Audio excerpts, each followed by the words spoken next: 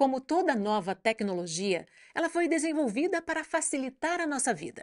Pode ajudar na previsão de terremotos ou inundações, na medicina, no processamento e análise de um volume muito grande de dados. É a primeira tecnologia na história que pode tomar decisões por si só, mas também oferece riscos se mal usada. O problema é que não temos a dimensão exata do potencial desses danos e nem mesmo sabemos como controlar esses efeitos colaterais. Inteligência artificial. Esse é o tema em questão no programa de hoje. Nosso convidado é o diretor do LNCC, Laboratório Nacional de Computação Científica, Fábio Borges. Muito bem-vindo, obrigada pela participação. Muito obrigado pelo convite. Vamos começar falando um pouquinho do potencial da inteligência artificial, em que ela pode ser aplicada, já está sendo e pode ser? Hoje, em diversas áreas, por exemplo, medicina é uma área, engenharia, até na matemática, que é uma área mais teórica, uma formação diferente da aplicação de engenharia, medicina, também tem aplicações em inteligência artificial. No Laboratório Nacional de Computação Científica, nós temos pesquisadores que resolvem equações diferenciais com inteligência artificial, por exemplo. Então, são diversas as áreas. Há um Sim. campo ainda mais vasto em que a inteligência artificial pode ser aplicada. Sim, na verdade, o que acontece é que o cérebro, né, ele é modelado. Nós fizemos um modelo do cérebro que é, se você acredita no modelo, se nós acreditamos que esse modelo está correto, então tudo que o cérebro pode fazer pode ser feito por uma inteligência artificial, se o modelo está correto. A questão é que nós não sabemos exatamente o que o cérebro pode fazer.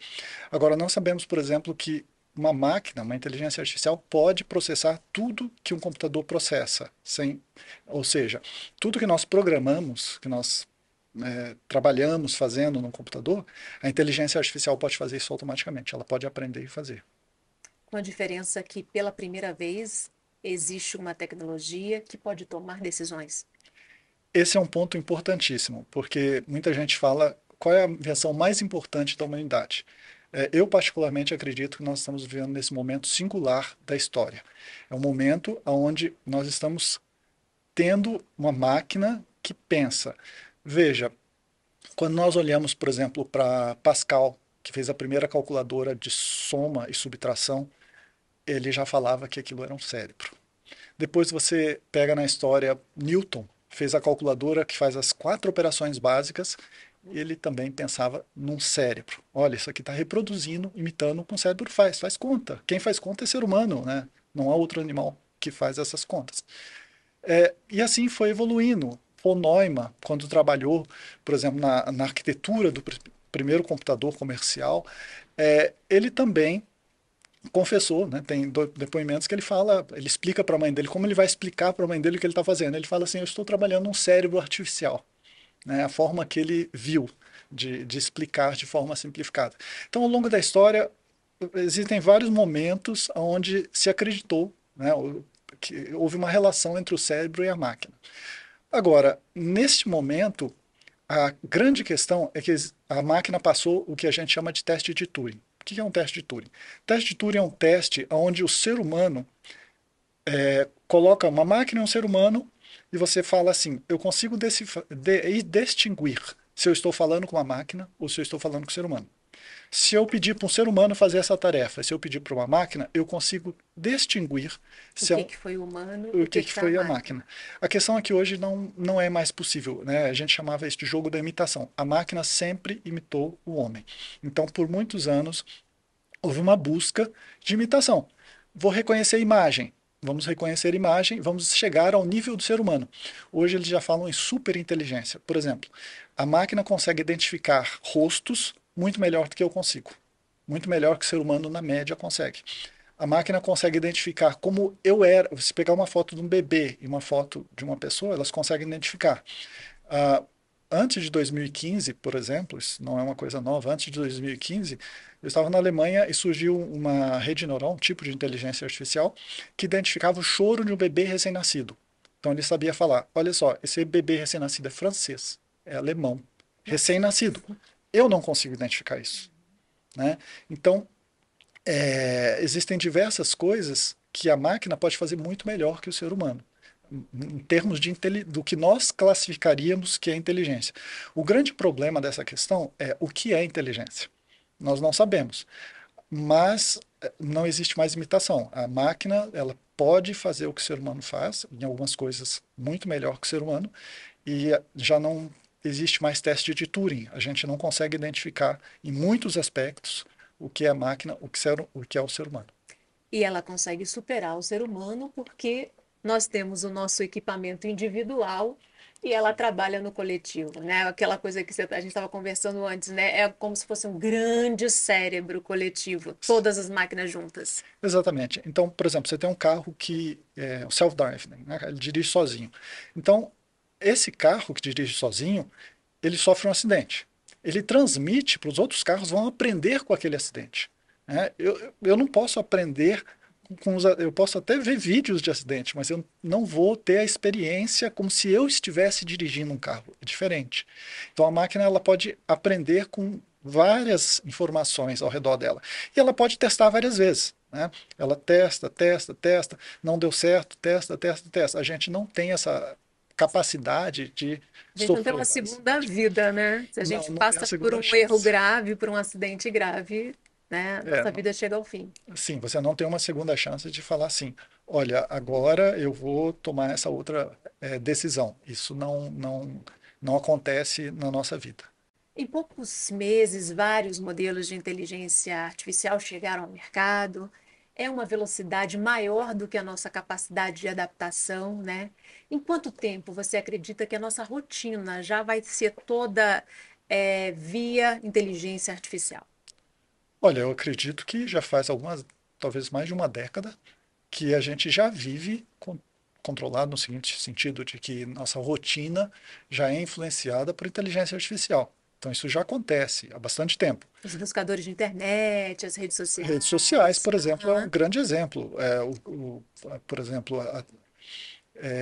até em questões políticas, sociais, polarizações e desinformação, né, fake news e muitas coisas, isso tudo tem influência de inteligência artificial. Né? Claro que não é a inteligência artificial querendo fazer uma fake news, É o o direcionamento. direcionamento dessa inteligência artificial. Mas isso já existe faz anos, e não é só no Brasil. Por exemplo, se você pegar uma notícia da CNN, eles falam que o que aconteceu na Inglaterra, o Brexit, então, houve influência, vazamento de dados, de privacidade e influência, as pessoas foram manipuladas, né? As pessoas foram manipuladas Para sair da para União sair Europeia. exato, Brexit. Se você pega, por exemplo, a BBC, eles falam que a eleição do Trump foi manipulada. Ora, a CNN não divulga a questão nos Estados Unidos e a BBC não divulga que o problema aconteceu na Inglaterra, mas isso certamente acontece em todos os países. Aconteceu certamente no Brasil, né? Nós sofremos diversas fake news para todos os lados, nada específico aqui, mas a questão é, a inteligência artificial já vem influenciando a nossa vida e direcionando opiniões de pessoas há anos. Isso é ponto final. Agora, a questão é até onde isso está sendo controlado, até onde existe um ser humano por trás controlando essa inteligência artificial. A grande questão é até onde essa inteligência artificial vai ser autônoma, né? Até onde você tem alguém que fala, olha, eu quero isso e a inteligência artificial faz. Essa é a Pode grande ter um questão. momento em que a própria máquina, né, a própria inteligência artificial siga o seu caminho, independente de uma ordem humana, digamos assim, né? Essa é a grande questão do o que é inteligência, o que é autonomia, o que porque nós poderíamos considerar que o cérebro também é um mecanismo de entrada e saída, né? E se o modelo tiver equivalente, o modelo nós não sabemos o que o cérebro faz, né? Mas nós acreditamos, baseado em estudos e evidências científicas, nós acreditamos que a sinapse, o modelo do neurônio, é esse o funcionamento do cérebro. Pode ser que o cérebro faça mais coisas, e aí nós estamos melhor, né? Porque a inteligência artificial modela apenas a sinapse. A inteligência artificial que eu digo especificamente, redes neurais artificiais. Apenas a sinapse. Agora, existem coisas boas e existem coisas ruins. Por exemplo, escrita, concisão de informação, coleção de informações e explicação, né? Por exemplo, eu tenho dois livros. Eu tenho um livro sobre segurança e privacidade e eu tenho um livro sobre inteligência artificial, sobre redes neurais especificamente. E eles vendem, né? Mas vendem pouco, é muito técnico, só para doutores, é um nicho muito pequeno. Em Berlim, eles criaram uma inteligência artificial que publicou na Springer, que é a mesma editora que eu publiquei um dos livros, publicou um livro sobre bateria e vende mais que o meu. Então, assim, eu não tenho a capacidade de ler todos os papers, toda a informação que existe no mundo sobre bateria para publicar um livro de bateria. Então, o que eu publiquei, por exemplo, sobre segurança e privacidade, demorou alguns anos para eu publicar. E essa inteligência artificial, criada em Berlim, conseguiu rapidamente fazer um texto conciso, né, muito bem apresentado, sobre baterias. Então isso é muito bom, né? Agora, claro, Pode vai haver tirar. imprecisão também. Pode haver imprecisão. Se, Poderia haver imprecisão. se o banco de dados, né, que essa inteligência artificial está consultando para fazer esse compilado, tiver informações que não são verdadeiras, vai haver uma imprecisão. Sim, foi bom você tocar nesse ponto. Vou contar um fato pessoal, intransferível. É, alguns colegas estavam. Você chegou a sair na mídia, mas antes de sair na mídia, alguns colegas comentaram que uma inteligência artificial, especificamente ChatGPT, estava fazendo uma conta matemática errada. Porque muitas pessoas na internet faziam a conta errada e existia uma discussão de como era essa conta. E aí passou alguns dias, né? Eu não tinha feito nenhum teste, resolvi entrar numa outra inteligência artificial, que é uma evolução do ChatGPT, que já é comercial, não vamos fazer propaganda, mas eu comecei a conversar com ela, chat, né? Teclar com ela, e perguntei qual é a solução dessa equação. Ela falou assim: existem duas soluções, essa e essa. Eu falei assim, mas qual é a solução que os matemáticos dão? Ah, a solução que os matemáticos dão por causa disso. Então, se um número razoável de pessoas começarem a falar coisas erradas, e isso está sendo coletado, por exemplo, se a inteligência artificial está aprendendo com essas pessoas na internet, ela vai reproduzir isso errado. Então, o, existe uma preocupação muito grande com a questão do controle da inteligência artificial, com a questão do que ela está aprendendo, porque é diferente de um ser humano. Um ser humano, ele aprende e ele comete erros locais, né? Uma máquina, há muitos anos atrás, né, algumas décadas, o pessoal brincava assim: para cometer um erro, basta um ser humano. Mas para cometer um grande erro, um desastre, você precisa de uma máquina, né? Então, é a mesma coisa a inteligência artificial. Se você treina uma inteligência artificial e se ela aprende totalmente errado e vai para o caminho totalmente errado e começa a ensinar, por exemplo, uma equação errada, porque daí vai depender de como você pergunta. Poxa, eu tive que perguntar para uma inteligência artificial como que os matemáticos resolvem. É a mesma coisa de perguntar como que sei lá, no caso da Terra plana, né? Como que um astronauta diz que é a Terra? Porque eu não vou perguntar como as pessoas estão dizendo, eu vou perguntar como um astronauta diz que é a Terra. Isso é ridículo, não existe essa necessidade, né? Vai ter que ter um aprendizado para o ser humano Exato, como usar. como usar e nós questionarmos nossos comportamentos também. É aceitável esse tipo de comportamento, por exemplo, das pessoas propagarem erros, muitas vezes até em colégios? É aceitável isso?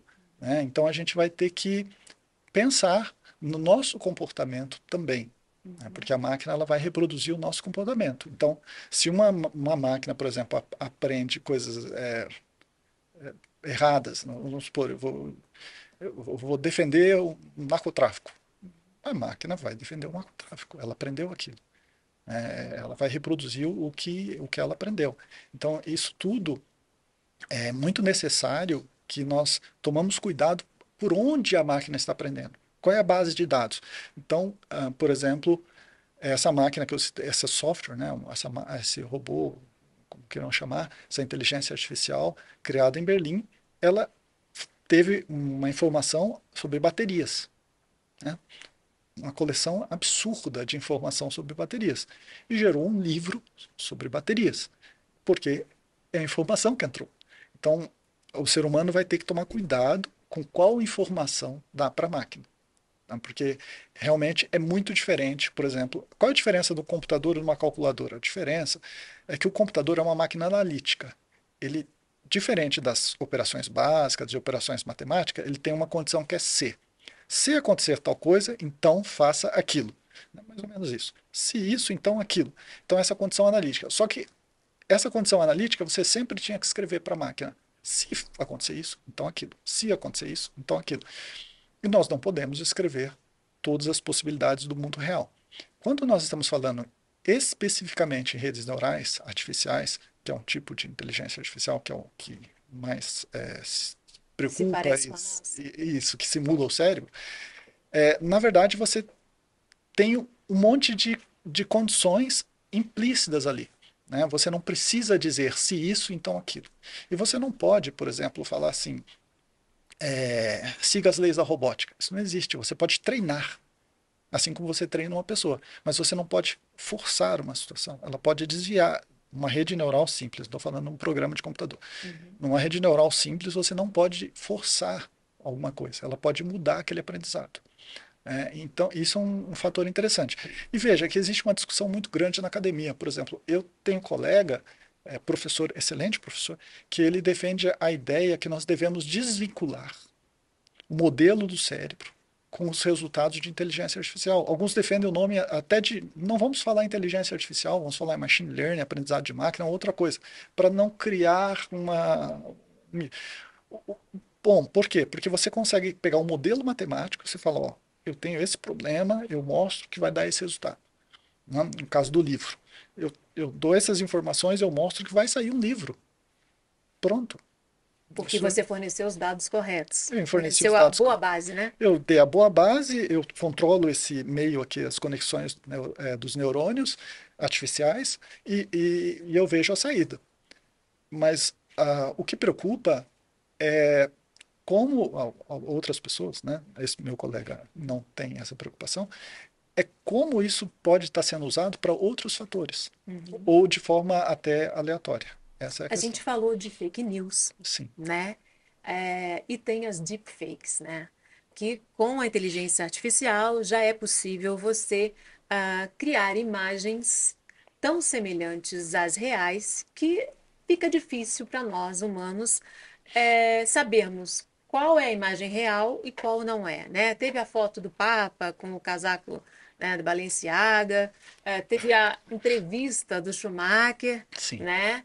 É, e tanto para a imagem quanto para a voz Vídeo, é possível clonar a voz de alguém e ficar a perfeito. voz perfeitamente igual, ao ponto de a gente não saber se a pessoa falou aquilo ou não, né? Isso é realmente uma armadilha, né? Já tem mais de um ano atrás, minha mãe recebeu umas mensagens falando que era eu, que era meu irmão, Uhum. né? Ligaram para ela, mãe, socorro, essas coisas desse tipo, né? E mãe fica preocupada, é natural, Uhum. né? Ouve, mãe, socorro, ela não, Uhum. né? Preocupada.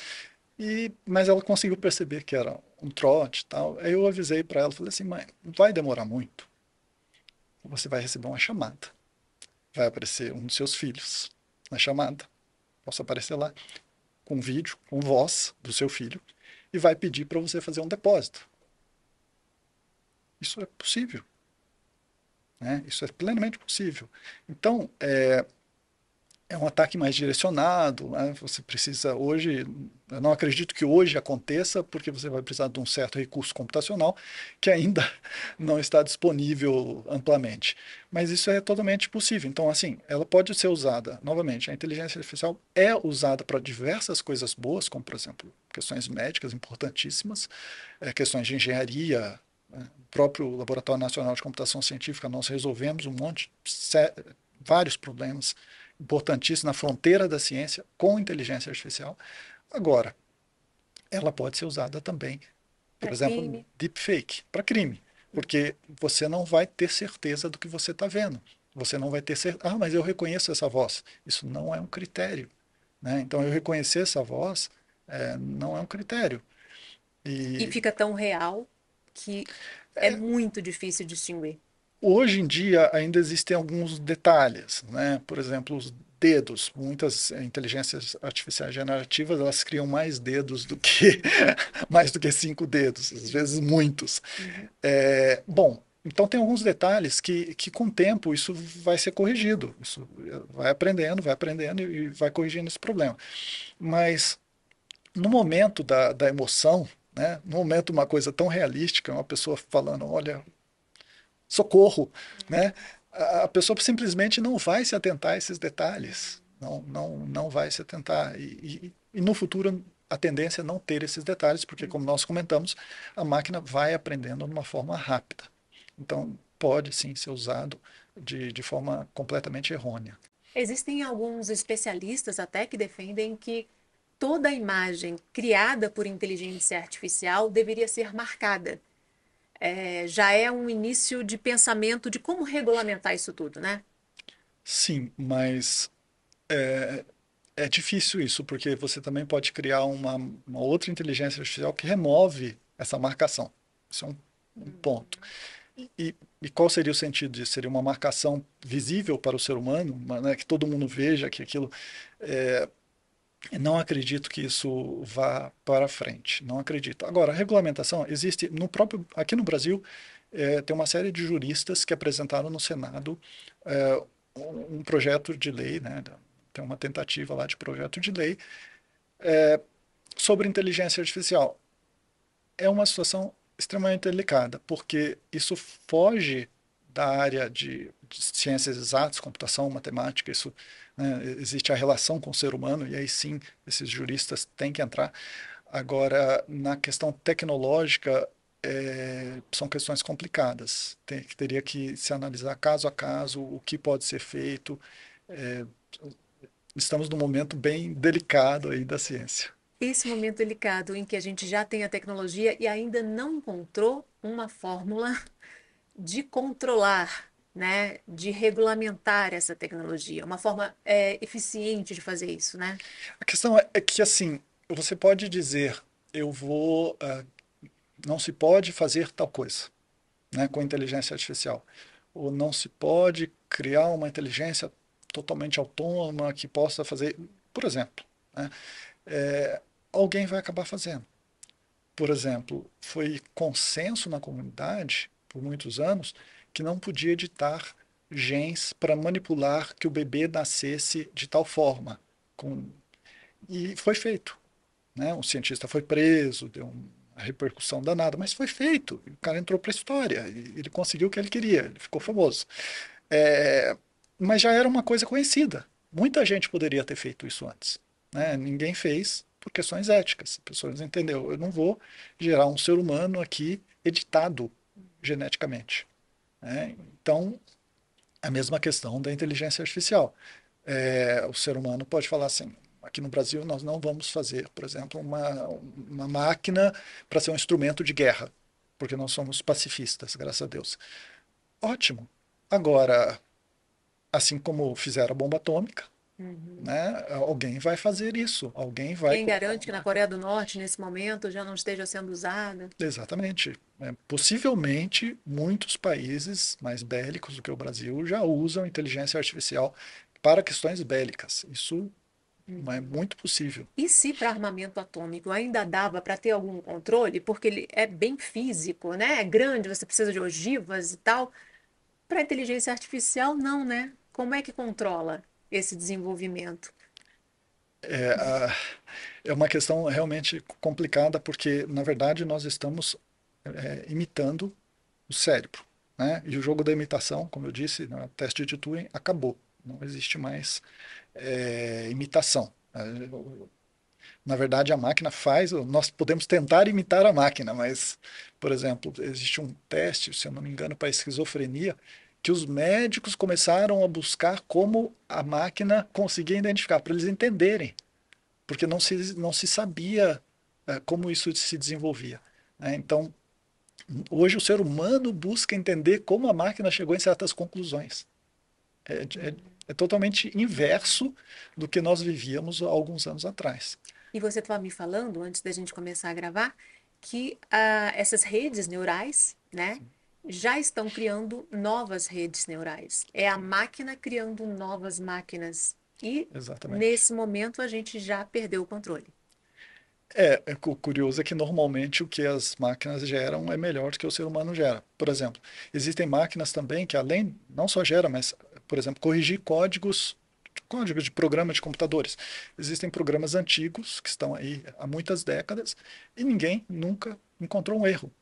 E de repente aplicaram máquinas para revisar esses programas e eles encontraram vários erros, vários problemas, né, que estavam lá no nosso dia a dia por décadas e nós não encontramos.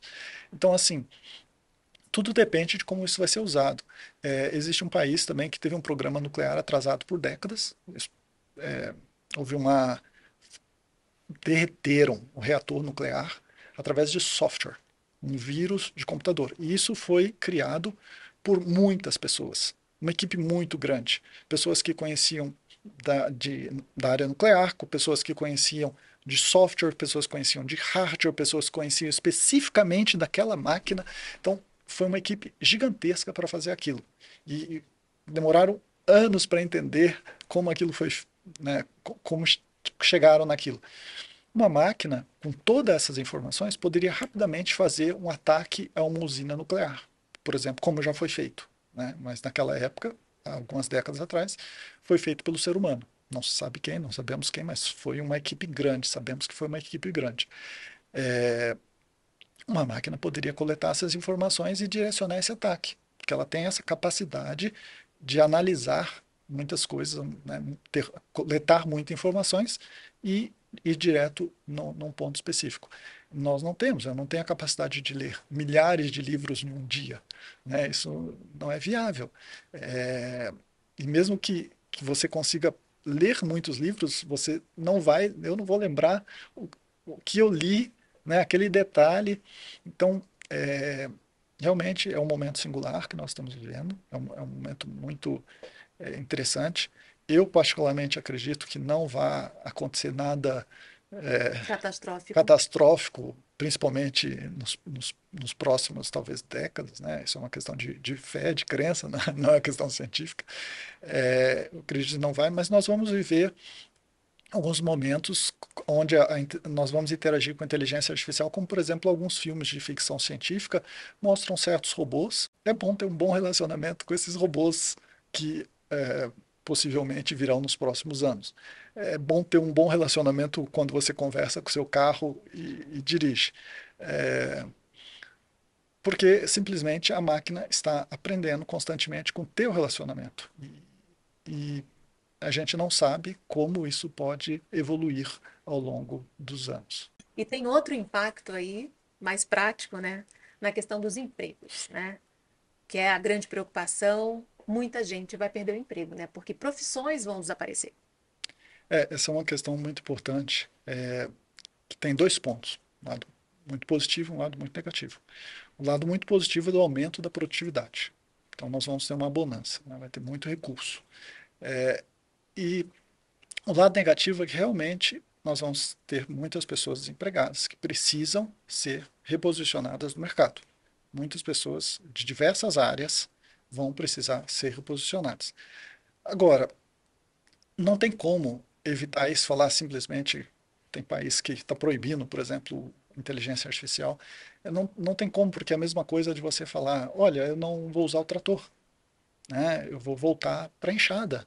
Por quê? Porque o que se gera na enxada, a produção da enxada, não é suficiente para alimentar todas as pessoas. Então precisamos do trator. Então essa inteligência artificial é um paralelo ao trator.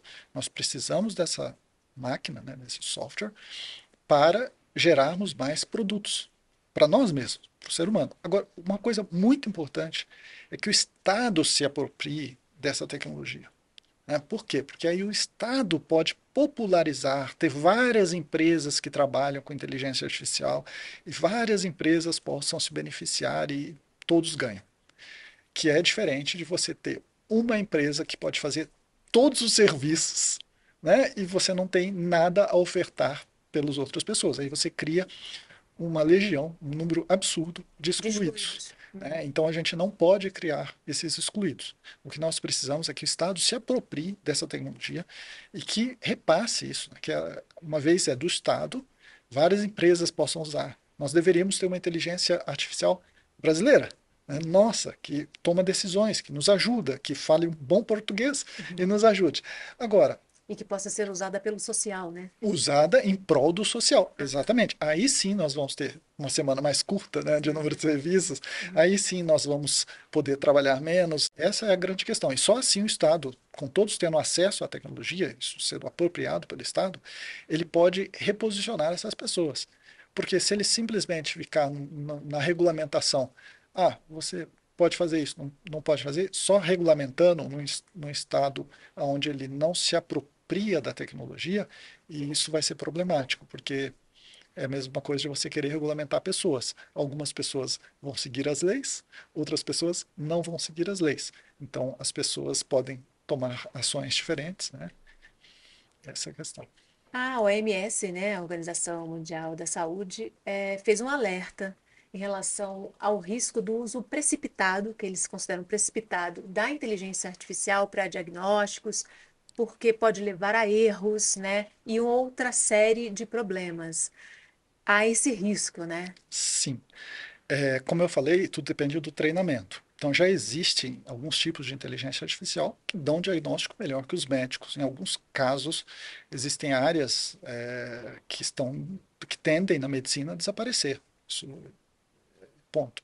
Agora, se você treina a máquina, por exemplo, na internet, pegando bula de remédio e com pessoas falando o que acham ou o que sentem de forma meio aleatória, sem um duplo cego, sem todo o método científico, isso pode ser muito grave.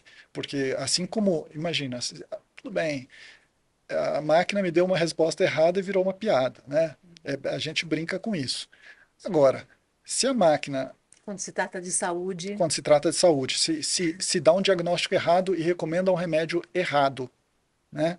Você teria que perguntar qual remédio que o médico recomendaria, não qual remédio para essa doença, qual ah, remédio que o médico recomendaria, né? Porque vai que ela fala assim, ó, faz sei lá, toma um chazinho de qualquer coisa. Não. Então, isso existe esse risco, depende como a máquina está treinada, e não é só na medicina. Imagina que uma máquina treinada na engenharia constrói um prédio com uma coluna de forma errada e aquele prédio vem a cair. Imagina que uma máquina onde você projeta o tráfego numa cidade de trens faz com que trens colidam. Imagina que uma máquina que calcula, por exemplo, a força de levantamento do avião, ela faz alguma coisa errada e os aviões começam a cair. Então, assim, não é uma coisa de uma pessoa específica, de uma questão de saúde. E claro que também na saúde ela não vai recomendar o remédio só para uma pessoa errada, ela vai recomendar para vários. para várias pessoas. Mas a grande questão é que não é numa área específica. Isso são todas as áreas que podem gerar esses erros. Se já é um erro bobo de matemática, imagine uma coisa mais sofisticada. Agora, tudo depende do treino, da base de dados, dos sistemas confiáveis. Por isso que eu insisti aqui na questão do Estado se apropriar da tecnologia. O Estado tem que ter força, tem que ter cientistas, pessoas que falam, olha, é isso aqui. Por exemplo, quando você busca uma informação na internet, você faz uma pesquisa no Google, e aí você vê um site lá falando qualquer coisa. Você fala, confio muito nisso aqui, um site, nem conheço esse site. Aí você vê lá, uma grande instituição de pesquisa. Poxa, eu confio nessa instituição, eu conheço a instituição. Os professores são famosos, são pessoas que estudam, que não sei o quê. Aí você vê lá um grande hospital, um médico, diretor do hospital, não sei, você, poxa, eu confio neles. Então, tem toda a questão do trust, né, da confiança. A máquina tem que ser treinada em meios confiáveis. Ela não pode ser treinada por bate-papo, pelo WhatsApp, por pessoas que estão, eu acho isso, né? Eu tenho uma teoria, né? Então não é assim. A máquina tem que ter treinado, cada país, né? Nós precisamos, o Estado precisa se apropriar da tecnologia e ter um embasamento para aquilo. Porque senão, se ficar só numa regulamentação do tipo faça isso, não faça aquilo, ou isso vai ser muito complicado. O historiador israelense Yuval Harari levantou uma preocupação em relação à democracia. Disse que uma das grandes ameaças é a democracia, em função de direcionamentos, né, de fake news e dessa polarização gerada, né, que pode ameaçar esse debate que é típico da democracia, né? É, Já nos sistemas, nos governos autoritários não tem tanto esse problema, é né? mais simples. Mas para a democracia tem. Sim, veja, como eu já levantei questões mais antigas, né, de questões democráticas, as pessoas serem direcionadas, isso em- A gente já viu, né? já viu, veja, o grande problema é que o que nós já vimos foi com uma inteligência artificial muito primária, onde você conseguia Distinguir. distinguir entre o ser humano e a máquina. Hoje não existe mais essa distinção. Né? O teste de Turing, que é Uhum. famoso, não funciona mais. A gente não consegue mais distinguir. Então, nesse momento, o que pode acontecer? Eu tenho argumentos a favor ou pró qualquer coisa. Uhum. E eu posso estar interagindo, eventualmente, com a máquina. Posso até pensar que é uma pessoa que está interagindo. A questão é que essa máquina, ela tem muitos argumentos, para levar a me convencer de alguma coisa. Ela tem muitos argumentos e ela vai me entender aonde que eu estou posicionado Uhum. politicamente ou naquela questão específica. Ela vai entender aonde eu estou posicionado e ela vai vagarosamente fazendo eu mudar de opinião até levar aonde ela quer. Então, essa é uma questão realmente muito complicada, porque nós já vivemos isso há alguns anos atrás, não é uma coisa muito recente, só que agora nós temos recursos que podem realmente ser usados de forma muito errada.